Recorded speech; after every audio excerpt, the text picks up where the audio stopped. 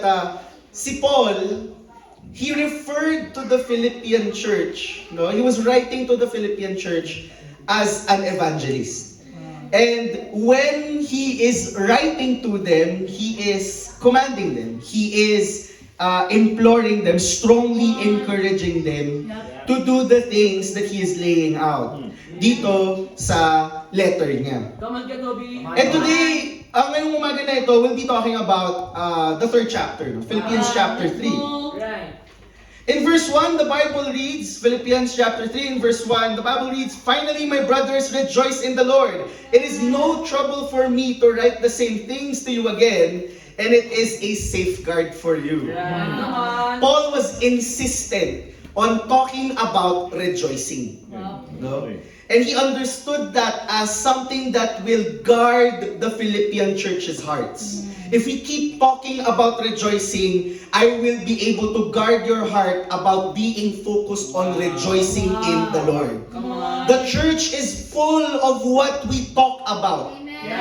And if we constantly talk about our struggles, the church will really be full of struggles. Amen?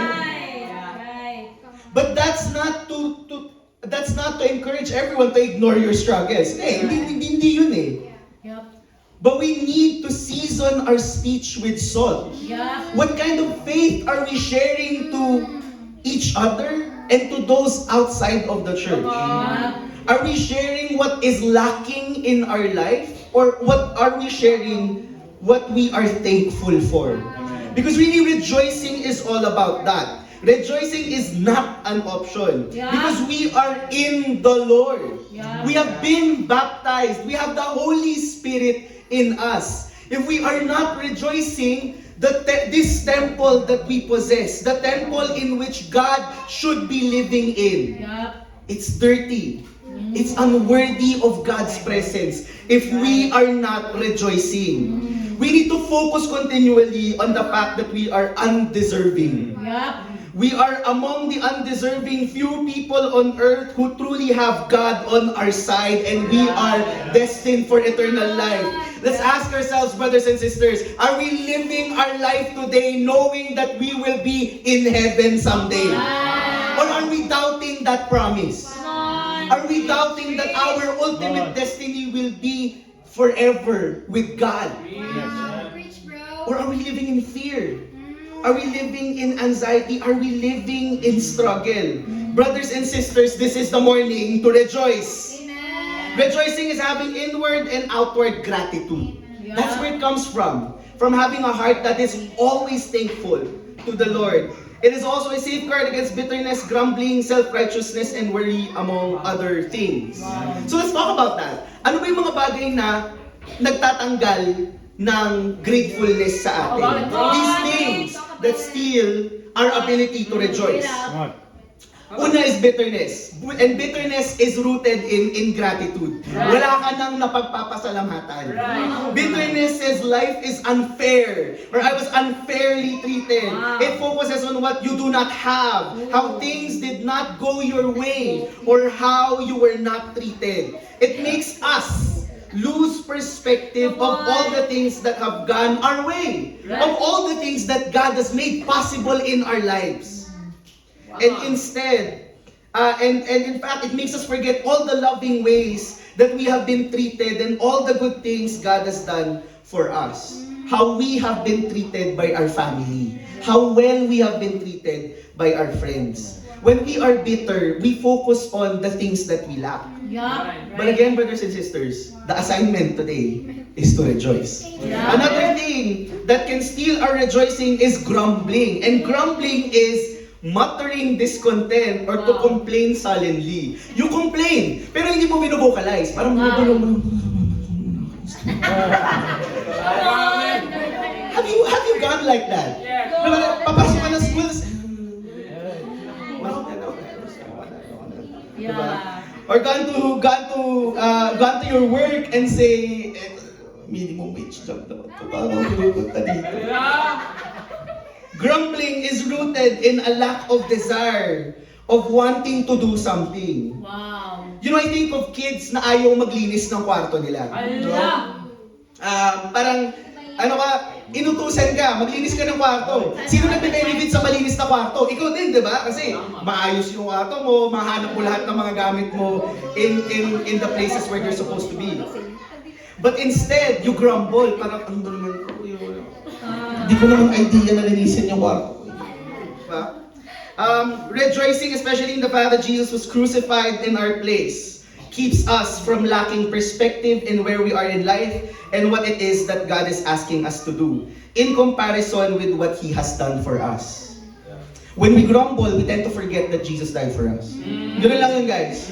Every time that we allow ourselves to go to that zone where we sin, we struggle, we really forget that God, through Jesus Christ, He has already given us grace. That's true.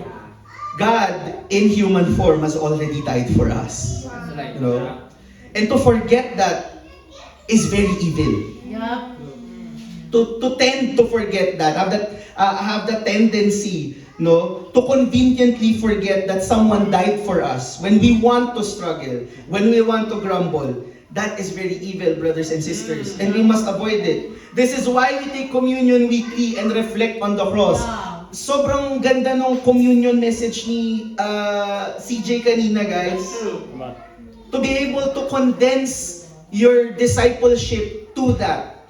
What does the cross mean to you? And so beautiful for us to be able to go back to that, to go to the foot of the cross and touch the scars in our heart. Na dito pala ako galing. Ito pala yung nagawa ni Jesus para sa akin. It is also necessary for us to take time to study the cross personally and at regular intervals in our lives. Hindi natin vicariously na inaalala ang krus ni Jesus. Because the cross of Jesus Christ must mean something different for each of us. And we must get in touch with Jesus' sacrifice regularly. And then, aside from bitterness and grumbling, there is also self-righteousness. Come on. Self-righteousness can also steal our ability to rejoice in the Lord. And self-righteousness comes from us thinking that we are righteous by what we have done and how great we are. Right. Wow! Rejoicing in what God has done takes the focus off of us and onto God. And we learn to rejoice even in challenges from either situations or people. When we are self-righteous, we think that all of the things must come from our own effort. Wow. Look at me! I'm so great! Ay, wow. I carry the weight of this church! I don't need God! Malakas ako eh! Kaya kong dalhin tong church na to! Honestly, guys. Come on. We got to be honest. And dito sa simbahan na to, ang liit-liit na lang natin, guys. Wala na tayong space na magplastikan dito. Right. We need to understand where we are weak. Yup. Right. And we need to ask where we need help. Come on, to. We cannot be self-righteous and think that our discipleship is our own. It is our own responsibility, but keeping ourselves faithful, shouldn't be done alone. Yup. Right. Our discipleship is conducted in community. Right. And when we tend to be self-righteous, we think that we can do our discipleship alone. We can do our discipleship in our own terms. Wow. Brothers and sisters, that is not the case. That's right. In James chapter 1 and verse 2, it says there, "Consider it pure joy, my brothers and sisters, whenever you face trials of many kinds." The life of a Christian, the life of a disciple is full of trial. Yup. And when you go to trial, you don't go there alone. Right. I'm talking about criminal trials. Kailangan mo ng lawyer, kailangan mo ng witnesses, kailangan mo ng mga resource persons. You do not go to trial alone. Yup. Right. If the world knows that in criminal trials, why don't we do that in our spiritual trials? Yeah. We need a lawyer. We need witnesses. We need resource persons. We cannot go to God's court alone. Often the greatest challenges that test our hearts and faith are not health or finances, but rebukes from spiritual people because they reveal our hearts. Yeah, right. Sino ba sa atin nang ayaw ma-reveal yung mga hearts? How are we? No? Kamusta tayo at asking for and taking hard challenges? Come on. Umiiwas ba tayo sa mga challenges? Ay. Because challenges always test our spirituality and closeness to God. That's right. God moves through people whenever people give us challenges. Right. Maybe that's God speaking to us. Maybe ito yung ayaw mong i-let go. Maybe ito yung struggle na ayaw mong biyakin, durugin sa buhay mo. And you're holding on to it and not seeing that it is turning your soul black. Come on. Another thing that steals our ability to be rejoicing is worry.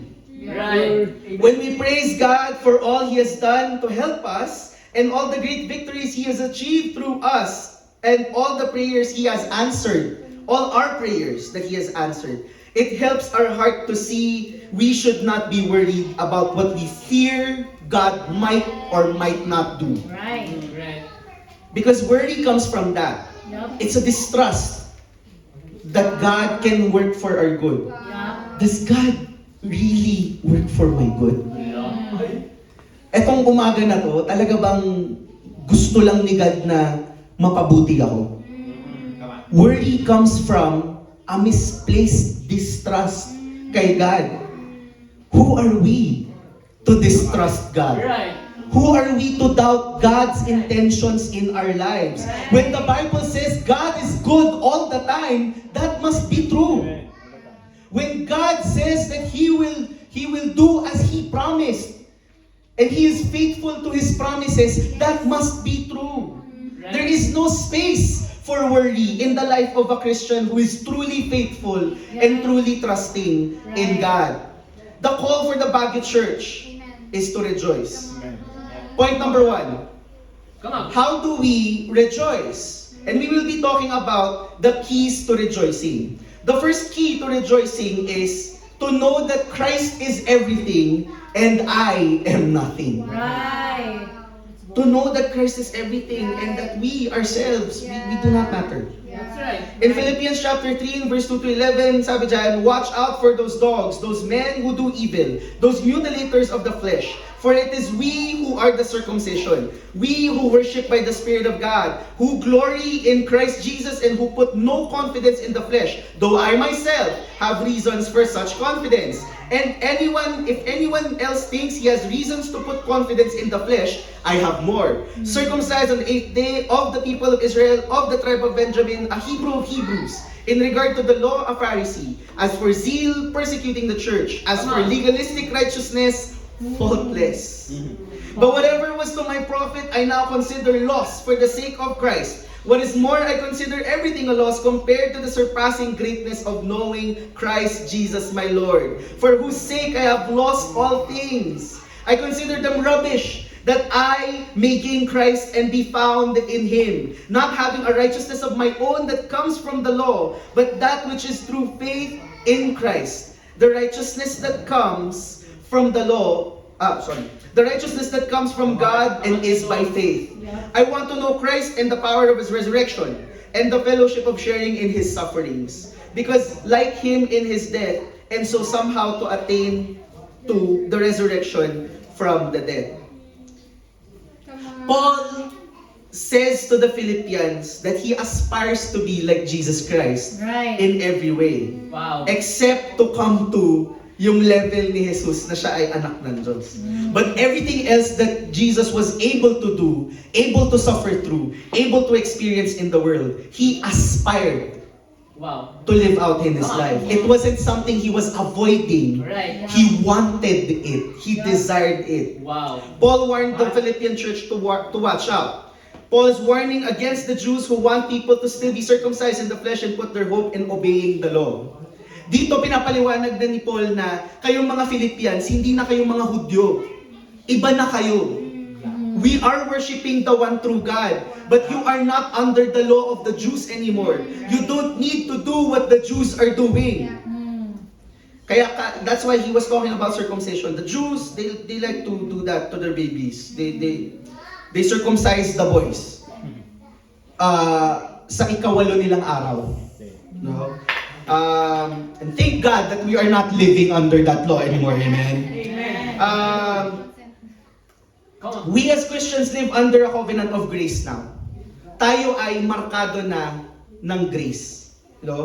We do not need to measure ourselves up constantly to the law of Moses, because the law of Moses was very difficult to live by. But instead, we worship by the Spirit of God, knowing that we work hard to save others because we are saved, not to be saved. Right. No? Kaya tayo nag-share ng faith. Yeah. Kasi alam na nating papunta na tayo ng langit. At nagsasama lang tayo ng mga tao. Pinupuno lang natin yung jeep. Tama. Diba? We share our faith, we study the Bible because we understand and it is clear to us kung ano yung destiny natin. Yeah, right. No? Preach. We don't live our lives as disciples in order for us to be saved. We live our lives as disciples because we know we are saved. Yeah. That is grace in our lives, brothers and sisters. And Paul was appealing to the Philippians to understand that. You mess up now, okay lang, because you're already saved. You mess up today, okay lang, because you're already saved. As long as you don't turn your back on God. Right. As long as you repent of your sins. Yep. As long as you work out your salvation with fear and trembling, you are sure to go to heaven. Paul appeals to them from his own past, that though he was a Jew of all Jews, it still did not bring him joy. And in fact, kahit na sobrang tinding Hudyo ni Paul, walang ibang dinala itong pagiging Hudyo niya, kundi galit at karahasan sa buhay niya. In 1 Timothy chapter 1 and verse 13, he remembers, even though I was a blasphemer and a persecutor and a violent man, he worshipped the one true God, but his worship of the one true God led him to murder Christians. Yeah, right. His zeal for the law of Moses brought him to a point where he was ready to kill other human beings. Right. And so Paul did not want to go back to that. Yep. Paul instead wanted to revel in and rejoice in his life as a Christian. I do not need to live under the law of Moses anymore. Right. I now live under the grace of Jesus Christ. And I am free. Come We need to understand that there is joy in knowing Christ. A lot of Christians, a lot of disciples who struggle with discipleship, who struggle with the life of a Christian, they say that being a disciple is stressful. It is something that needs to be scheduled. It's something na nag-occupy ng isip ko. And in fact, it brings a level of stress in my life. But brothers and sisters, we need to remind ourselves there is joy in knowing Christ. Right. Yeah. Preach. Paul was only interested in knowing the fullness and greatness of Christ. He had lost everything for Jesus Christ. He had lost his friends, he had lost his job as a Pharisee, and with it, the position that it gives him in society. Yep. He has lost the prestige of being both a lawyer and a priest. And he has lost the income that came with it. Right. In fact, some scholars even say because he was a Christian, he lost his wife. That's why Paul was so eager to just find joy in Jesus Christ, because he has lost everything that tied him down to the world. Wow. Come on. Paul considered his past rubbish. Wala nang saysay, wala nang babalikan. There was no holding on to the past or its deceitful comforts. Wow. Paul illustrated what Jesus was talking about in Luke chapter 9 and verse 62, where Jesus replied, "No one who puts a hand to the plow and looks back is fit for service in the kingdom of God." If we still think that our former lives had some level of comfort that we want to go back to, Right. Yep. Come on. we need to put our hands on the plow again and focus on Jesus Christ. Yep. Brothers and sisters, wala na tayong babalikan. Yeah. Come on. We have truly lost everything. Nung tayo ay nabaptize, we have lost all our ties to the world. Yep. And when we came up out of that water, we were supposed to be new people. Yeah. We were born again, spotless and blameless in front of Right, Jesus yeah, Christ. right. I think that's a valuable thing to have.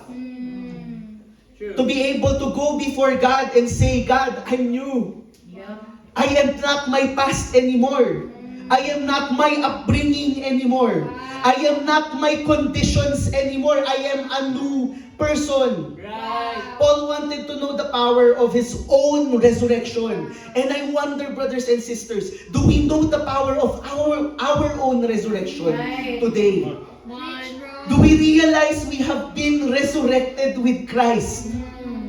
And have we forgotten that our baptism was our participation in Jesus' resurrection itself? Right. We have been made new. And every time we struggle, it is to dishonor that resurrection. Yup. Right. Come on, Kuya Nanay. Toby. Come on, love. Come on. Paul wanted to know how Jesus endured the pain. Paul aspired to experience Jesus' pain. Paul wanted to know how he can be resurrected when he died. And he wanted to know, will he really go to heaven? He wanted to tap into the power that the resurrected Jesus had while he was alive on earth. He wanted to resurrect areas of his life, his heart, his relationships. He wanted to have the power to endure suffering on earth because he knew he can't avoid it. But he wanted to understand how Jesus handled pain so that he could handle worldly pain the same way. Wow. Brothers and sisters, this is a reminder for all of us that today we stand resurrected. We all stand resurrected. Right. We do not need to see the second coming of Jesus Christ because the Right. second coming of Jesus Christ has already been manifested in you becoming a disciple. Come on. Come on, Tov. We're doing it. You have been resurrected from the dead. Who you were before is not who you are now anymore. Right. In 1 Peter chapter 2 and verse 33, the Bible reads, when they hurled insults at him, he did not retaliate. Right. When he suffered, he made no threats. Instead, he entrusted himself to him who judges justly. How did Jesus handle worldly pain? It was for him to entrust himself to God. The God who will raise him up. Right. The God who sent him on earth. The God whom he will sit at his right side. Jesus knew what his destiny was. Yep. It was to be with God. Yeah. Brothers and sisters, I invite you to refresh that destiny in yourselves. Come on. That you will be going to heaven. My challenge for us is to renew our memories of being resurrected. Right. To write and share your testimony. It is time to tell the world that Christ is everything and we are nothing. Right. It is time to tell the world that we have been resurrected from the dead. Right. Come on. And now we have nothing else but Jesus Christ in us. Point number 2. Come on. The second key to rejoicing is to stop living in the past. We must stop living in the past. In Philippians chapter 3 in verse 12 to 16, the Bible reads, not that I have already obtained all this, or have already been made perfect, but I press on to take hold of that for which Christ Jesus took hold of me. Brothers, I do not consider myself yet to have taken hold of it. But one thing I do, forgetting what is behind and straining toward what is ahead, I press on toward the goal to win the prize for which God has called me heavenward in Christ Jesus. All of us who are mature should take such a view of things. And if at some point you think differently, that too, God will make clear to you. Only let us live up to what we have already attained. Yep. Come on. We all need to grow. Right. All disciples are on a lifelong path of growing That's true. and learning. Yep.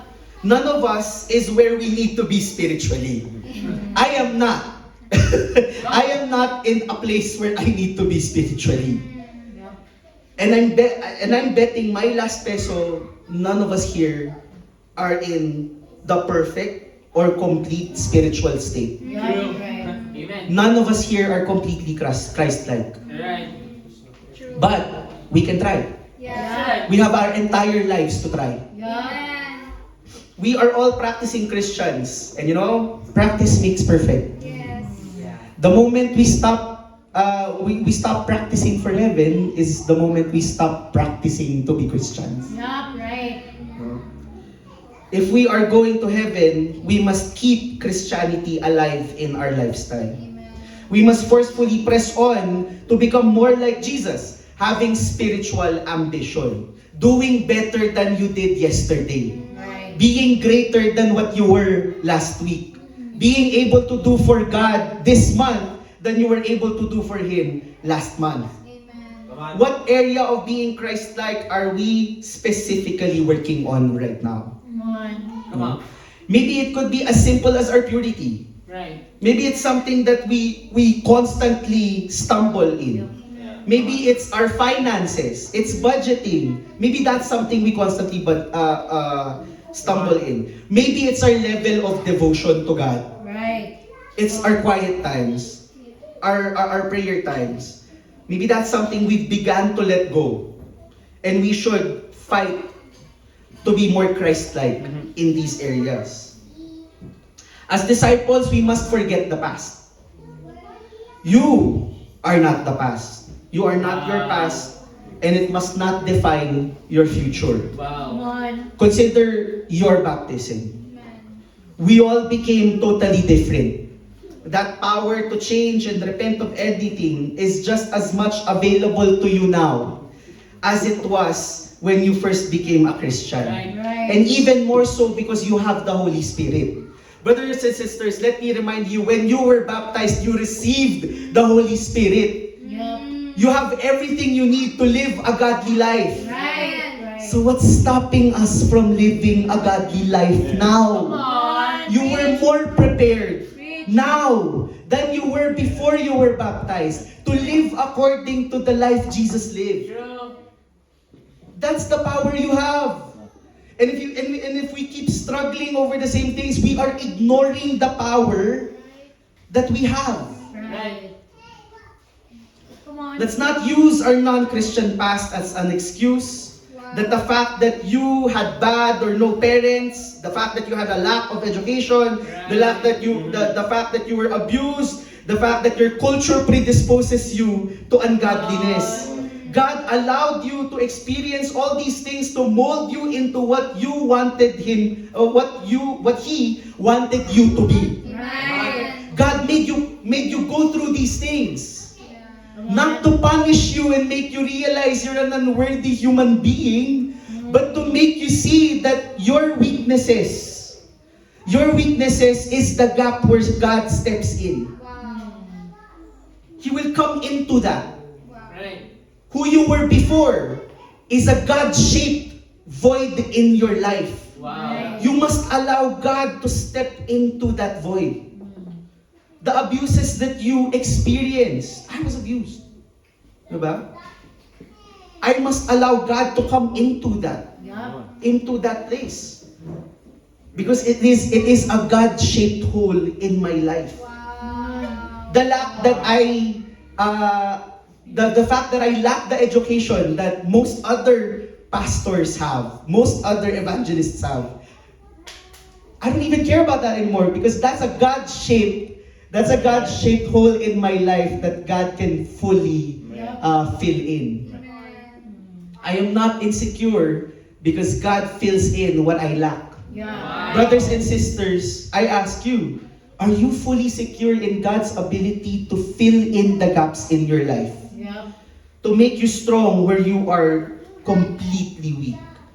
Jesus' early years gave him the example to take away so many of our excuses.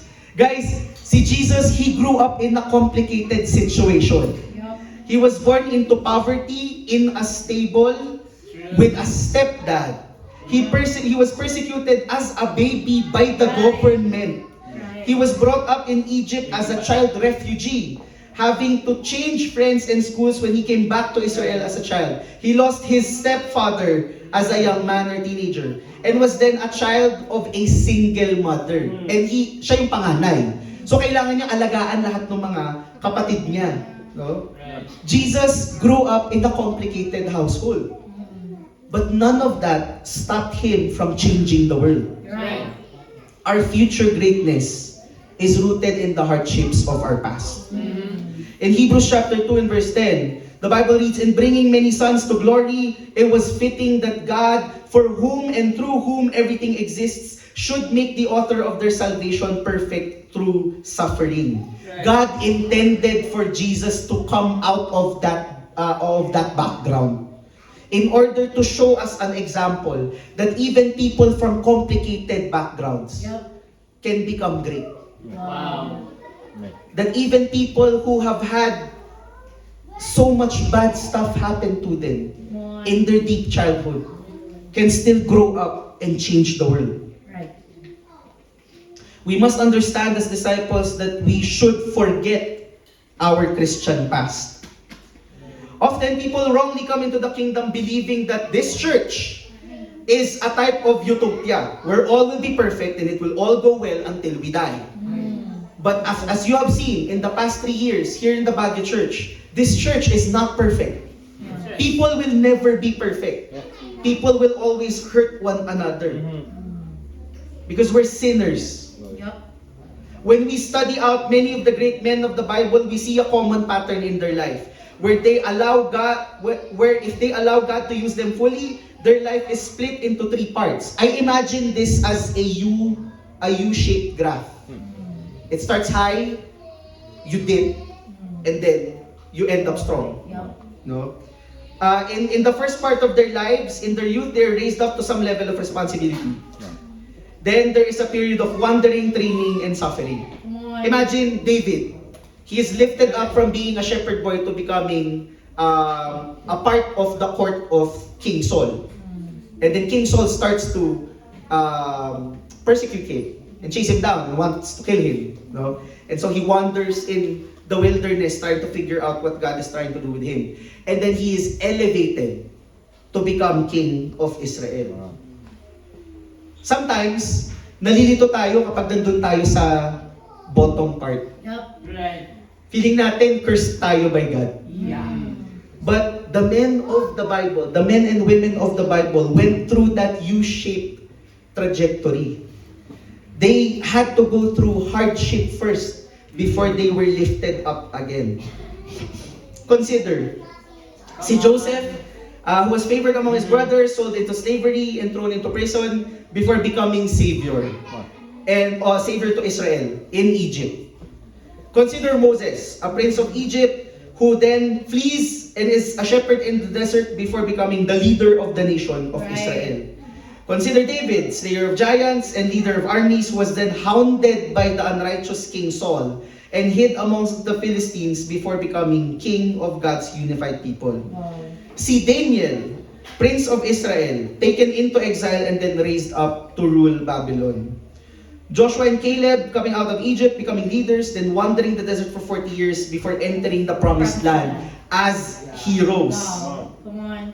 Let us not become like the Israelites who got stuck in the desert Right. and did not come through the testing times and into God's promised land victorious. They grumbled and wished for their former perceived better times and were denied their inheritance as a result. All throughout their years in the desert, they were just wishing for watermelons, watermelons, cucumbers, and meat. That was all they were worried about. And they were not trying to learn what God was making them see. That He was providing for them every day through manna. That He was watering them through rocks in the desert. God was making miracles on miracles in their presence. And yet they could not see God acting. Yep. That's why they were cursed to die in the desert. Brothers and sisters, let us not be the Israelites who fail to see God's miracles among us. Right. Let's not settle for lukewarm, ineffective, worldly, or distracted lives. Come on, preach. Guys, we are disciples. We must not be lukewarm, we must not be ineffective, we must not be worldly, we must not be distracted. In Luke chapter 8 and verse 14 to 15, the Bible reads, "The seed that fell among thorns stands for those who hear. But as they go on their way, they are choked by life's worries, riches, and pleasures, and they do not mature. But the seed on good soil stands for those with a noble and good heart, who hear the word and retain it, and by persevering, produce a crop. Right. It is not merely enough for us to listen to the word. The word must be lived out. And it must be lived out in perseverance. We do not stop living the word out when things get difficult. We double down. We must not be lukewarm, ineffective, worldly, and distracted. Being lukewarm is when we get challenges in our discipleship and we stop. Being ineffective is trying to work through the challenges without God. Bro. Yeah, come on. Being worldly is escaping into our former lives. Right. When we encounter challenges in our discipleship, being distracted is hiding behind the things that make us busy because we cannot deal with our spiritual problems. Brothers and sisters, let us go back to being devoted. My challenge to all of us is for the next 21 days. Wow. Yep. It takes 21 days to form a habit. Yep. For the next 21 days, Wow. choose every day to overcome your struggle. If it's purity, the next 21 days would be victory upon victory Yeah, in overcoming overcoming impurity. If it's your finances, it will be 21 days of saving up. Amen. Let's go. If it's your quiet times and it's your prayer times, it's 21 days of having great quiet times. Yeah, right. That are worthy of sharing. For the next 21 days, choose every day to overcome your struggles. Right. Leaving the past behind must become a daily habit. Amen. Yeah, right. Our third and final point. Come on. Come on. The third and final key to the third and final key to rejoicing is to hold on to true discipleship. In Philippians chapter 3 and verse 17 to 21, the Bible reads, "Join with others in following my example, brothers, and take note of those who live according to the pattern we gave you. For as I have often told you before and now say again, even with tears, many live as enemies of the cross of Christ.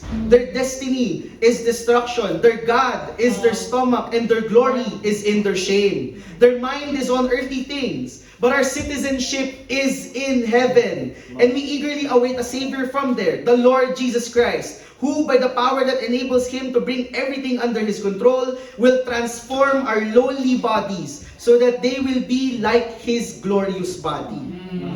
Paul was calling the Philippian church to imitate. Yeah. And this is the call for the Baguio church as well. Come on. Let us imitate Paul as Paul imitates Christ. Come on. Paul called the Philippians to imitate the way he led and did the ministry, and for them to imitate those who were excellent imitators. Yeah. Guys, there is one way to make our discipleship is easy. Come on. Yep. That one way is to imitate. Right. Kung hindi mo alam kung anong gagawin mo, just imitate! Right. Gayahin mo lang! Right. Diba? You don't have to figure out everything on your own. You don't have to reinvent the wheel. You can just talk to your brother and sister who is doing okay and ask them, "Hey, what are you doing? Can I imitate?" Come on. It's so easy to imitate, guys. Right. Dito lang tayo pwedeng mangopya. Amen. Dito lang tayo pwedeng mangopya, guys. Oh. These are there are patterns to the ministry, principles, flows, cultures, characteristics, all essential to being effective. Are we excellent in things? So much so that we can clearly communicate how these things are supposed to be done. Wow. Thanks. I talk about the service ministries dito sa church natin. The singing, Kids Kingdom, ushering, administration, di ba? Cyber. Yep. Are these things that you are excellent in? So much so that you could teach them to other people. Come on. Right. Are you excellent in your personal relationship with God? Right. So much so that you could teach other people to have a fulfilling relationship with God.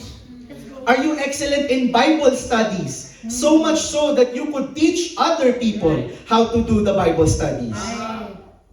Pretty soon, brothers and sisters, kailangan na ulit nating reviewin yung first principles natin and how to do kingdom of God, light and darkness. Now, all of these crucial Bible studies that make or break people who are studying the Bible. Right. We must understand that we should be getting better at these things so that we could teach them to other people as well. Yeah. What was Paul's example? And what was he excellent at? What pattern did he give the churches? Well, Paul lived an extremely sacrificial life. Right. He gave up the privileges of being a Pharisee so that he could become a missionary. He preached fearlessly to the point of persecution. Right. You know, he went into the synagogues everywhere and he preached until he was kicked out. And then went to the most populated places to preach, like in the halls of Tyrannus. No? He went straight to where the campus disciples, the campus were. Right. Kagabi, Sheila and I went out for dinner. And na-realize namin na ang campus pala ay nasa mga samgyupan. ang campus dito sa Baguio ay nagtatago sa mga samgyupan. So, maybe we should consider na pasukin ang mga samgyupan, no? At mag-share ng faith doon, ano? Let's make it exciting, amen? Hindi lang dapat sa Burnham tayo nag-share, baka dapat sa mga samgyup na rin tayo nag-share ng faith natin. But we need to be where the people are. Sabi nga ni Ariel sa kanta niya, I wanna be where the people are. No? So dapat tayong mga disciples, we should go to where the people are because we are fishers of men. Right. He was consumed, Paul was consumed with living a fruitful life for God on this earth. He was focused not merely on baptizing but building a movement just like Jesus, training young men to carry on the work after he left. And he was driven to bring unity amongst the churches, bringing Jew and Gentile together to have one mind and one heart. Like Jesus, he knew this unity would lead to an unsaved world. Wow. And unity was and is the key to saving the entire world. Guys, kailangan nating sama-sama tayong kumilos dito sa simbahan na to. Right. Maliit na lang tayo, guys. Sama-sama na tayo, di ba?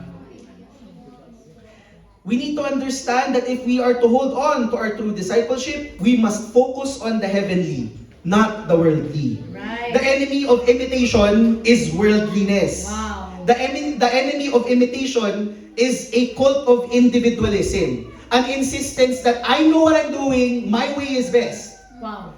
This pattern is to have in mind the things of the world.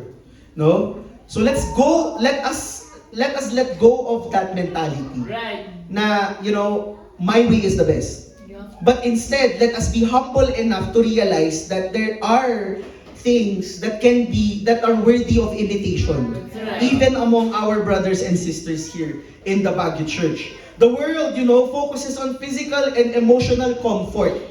Money, houses, cars, what you eat, your appearance, materialism, retirement, pleasing humans rather than pleasing God, Right. pleasing ourselves rather than pleasing God, Right. being concerned about your own future on earth over the future of the kingdom. Wow.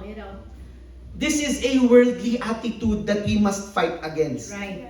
And we must hate the world. Why? Because the Word of God calls us to that standard. Yeah. In 1 John chapter 2 and verse 15 to 17, we do not love the world or anything in the world. Right. If anyone loves the world, love for the Father is not in them. Right. For everything in the world, the lust of the flesh, the lust of the eyes, the pride of life, comes not from the Father but from the world. The world and its desires will pass away. They are expendable. They will die and rot away. That is the nature of the world. When we fill ourselves with worldliness, we are setting ourselves up for death, destruction, and rotting. But instead, whoever does the will of God lives forever. Wow. Spirituality includes embracing the discomfort in our lives to save others. In 2 Corinthians chapter 11, verse 23 to 26, Paul lays out his example. I have worked much harder been in prison more frequently, been flogged more severely, been exposed to death again and again. 5 times I received from the Jews the 40 lashes minus 1. 3 times I was beaten with rods. Once I was stoned. 3 times I was shipwrecked. I spent a night and a day in the open sea. I have been constantly on the move. I have been in danger from rivers, danger from bandits, danger from my own countrymen, danger from Gentiles, danger in the city, danger in the country, danger at sea, danger from false brothers. You know, Paul aspired to suffer as Christ suffered. Wow. And he experienced it. Wow. Right. He got what he wanted. Amen. And so like Paul, we must focus on Jesus True. and aspire to have what Jesus had. True. We must focus on Jesus' power. He brings everything under His control. Jesus will transform us and Jesus will make us into His own. Our bodies will become like His own. For Paul, his body was bruised, beaten up, Yep. he spilled his blood, he lost his strength, just like Jesus Christ. And so, brothers and sisters, we must aspire to have bodies like Jesus Christ as well. Amen. To be able to endure like Jesus Christ endured. The challenge for us is to go back to the devotion that we had when we first became disciples. Yup. Let's go back to our devotion to the apostles' teaching, to fellowship, to breaking of bread together, and to prayer. Let us be done with hurting one another. Right. Amen. I think one of the things that we should not aspire to do, that Paul aspired to, was to be hurt by fellow believers. Right. Brothers and sisters, let's stop hurting one another and let's hold on to true discipleship. Balik tayo sa devotion natin to the apostles' teaching, to fellowship, to breaking of bread, and to prayer. In conclusion, the keys to rejoicing are simple. They are plain and they are laid out in Scripture. Yeah. The only thing we need to do is live them out. Right. The first key is to understand that Christ is everything and we are nothing. Right. The second key is to understand that we should stop living in the past. We are not our past anymore. Right. We have been resurrected Right. by our baptism and we have received the Holy Spirit. And so we must live lives that are worthy of the Holy Spirit. The third key to the third key to rejoicing is to hold on to true discipleship. That we must decide today not to hurt one another, but to be united with one another, to support one another, and to go back to the devotion to the apostles' teaching, to prayer, to fellowship, and to breaking of bread. That is the key. That is the key to rejoicing for the body church, and to God be all the glory.